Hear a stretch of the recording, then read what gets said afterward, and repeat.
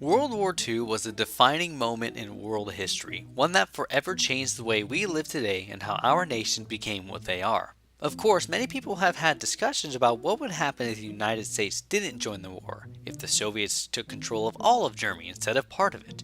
Well, today I'm going to be talking about something that you might not have heard of, the North Atlantic Weather War.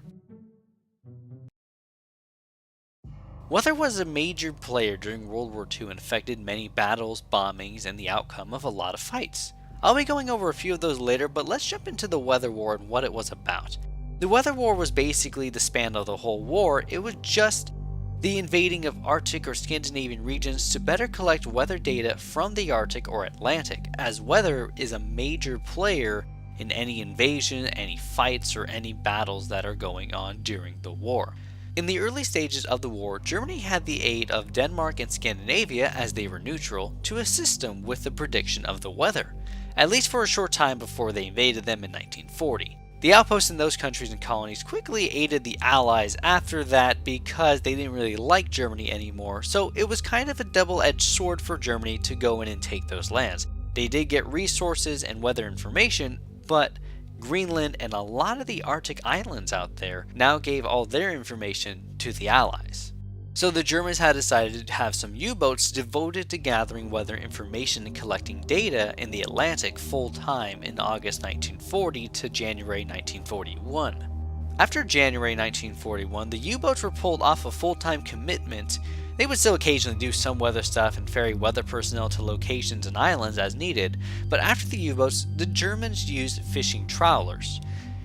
There was a problem with this, and many considered Germany's major mistake in the war, if not one of the most major mistakes, other than attacking the Soviets. That's a whole other thing. This was a big contributor to Germany's defeat. The fishing trawlers had Enigma ciphering machines on board. That played a large role in the Allies being able to access that, as the British Royal Navy relentlessly pursued these boats, capturing and sinking many of them, and this led to the aid of deciphering the Enigma code. Plus, Germany kept losing boats, and that's never a good thing to do.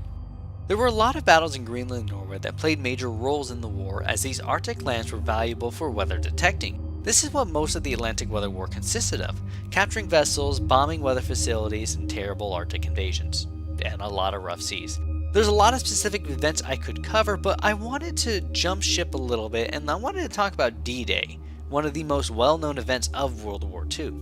June 6, 1944 was a date that was decided by weather forecasting. In fact, the forecasting was done by 3 teams of 2, which often led to controversy since they worked separately. The American team had predicted the wrong outlook for June 5th and said it was favorable. This is when Eisenhower wanted to invade. The other teams had all disagreed though, as their forecast showed rough weather, which it was on the 5th of June. It looked like D-Day was going to be postponed to the 19th of June. However, on the day of the 6th, they saw a break in the bad weather and went ahead with the invasion after the forecast team said it was favorable conditions. Interestingly enough, on the 17th of June, the forecast teams predicted almost perfect conditions, so without a doubt, if the 6th was unfavorable and remained that way, then the launch would have been changed to this date. On the 19th of June, a massive storm came out of nowhere, churning up the English Channel for 3 days. So if we didn't invade when we did, the war's outcome may have been drastically different, as it would have postponed D-Day even further back, or if they were in the middle of that storm, a lot of lives and vessels would have been lost during the invasion of D-Day. Another moment in history that changed lives was the bombing of Nagasaki in Japan. Originally there was another target location, Kokura. Again, this was affected by weather, and Kokura was actually the backup location for Hiroshima originally too. The second bombing was scheduled for August the 11th, but it was moved 2 days earlier due to bad weather forecasted. The planes had arrived a half hour late to Kokura, and the city was covered in clouds and smoke. The bomb was to be dropped by visuals and not by radar, so the next city on the list was Nagasaki. Upon arriving in Nagasaki around 11 a.m. and running out of gas, boxcars, that's the name of the plane, Bombardier, caught a glimpse of the city through the clouds, which was enough for him to drop the bomb. That turned out to be about 3 kilometers or 2 miles from the originally planned aiming point, which may have reduced the number of casualties. But it's interesting that just because of weather, the city of Kokura was never bombed. There's so much more I could have talked about with this topic, and I may create an additional part coming up about some other parts of the war that were affected by weather. The German invasion of the Soviet Union, rough seas delaying the USS Enterprise ship from being at Pearl Harbor during the bombings. That ship had made a major impact in the Pacific battles. This episode took some time due to me injuring both of my hands at once. That was a wonderful couple weeks right there, and also the research that went into this episode. I have a short video coming out next week that I think you'll all like.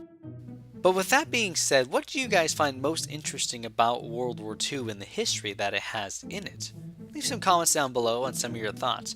I hope to get the next video out to you guys next week, and I hope you really enjoy it. It'll be a lot of fun.